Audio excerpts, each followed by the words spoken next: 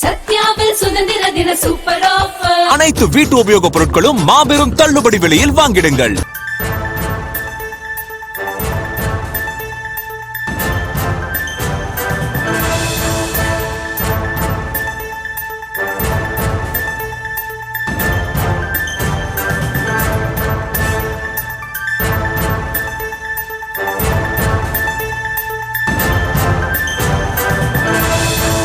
செய்தி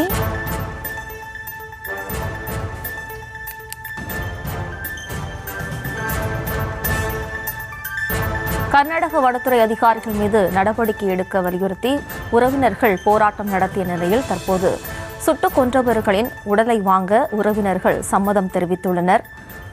கர்நாடக வனத்துறை சார்பில் 5 லட்சம் ரூபாய் வழங்கப்படும் என உறுதியளிக்கப்பட்டுள்ளது. இது தொடர்பான விவரங்களோடு இணைகிறார் நமது செய்தியாளர் முருகானந்தம். வணக்கம் முருகானந்தம், விவரம். வணக்கம். கர்நாடக மாநிலம் சாம்ராஜ்நகர் மாவட்டம் அனூர் தாலுகாவில் உள்ள தோமையார் பாளையத்தில் நேற்று காலை வனப்பகுதிக்குள் சென்ற தமிழ்நாட்டை பூர்வீகமாக கொண்ட 3 தமிழர்கள் குமார், பீட்டர், அந்தோனி குமார் ஆகியோர் வனத்துறையினரால் சுட்டுக் கொல்லப்பட்டனர். இந்த சம்பவம் மாநிலம் முழுவதும் பெரும் அதிர்வலையை ஏற்படுத்தியிருந்த நிலையில் பல்வேறு அரசியல் கட்சி தலைவர்கள் கண்டனம் தெரிவித்திருந்தனர். நேற்று காலை முதல் தற்போது வரை விவசாய சங்கங்கள், பல்வேறு அமைப்புகள், இறந்தவர்களின் உறவினர்கள் சாலை மறியல் போராட்டத்தில் ஈடுபட்டு வந்தனர்.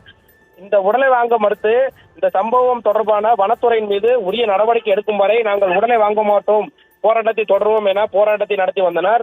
இதனால் அப்பகுதியில் பெரும் பதட்டமான சூழல் ஏற்பட்டு வந்த நிலையில் சுமார் 200க்கும் மேற்பட்ட காவல்துறையினர் அங்கு குவிக்கப்பட்டனர்.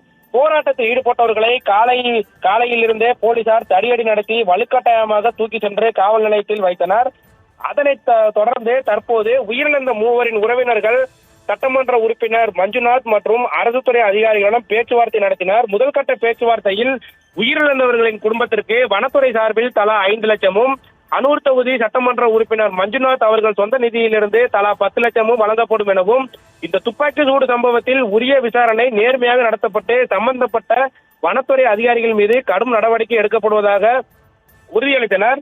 இந்த உறுதியளித்ததை தொடர்ந்து தற்போது உயிரிழந்தவர்களின் உறவினர்கள் உடலை வாங்க சம்மதம் தெரிவித்துள்ளனர்.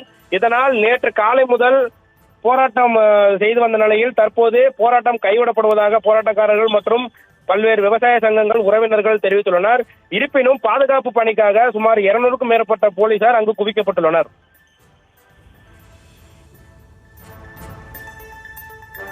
விவரங்களுக்கு நன்றி முருகானந்தம். சத்யாவில் சுதந்திர தின சூப்பர் ஆஃபர். அனைத்து வீட்டு உபயோகப் பொருட்களும் மாபெரும் தள்ளுபடி விலையில் வாங்கிடுங்கள்.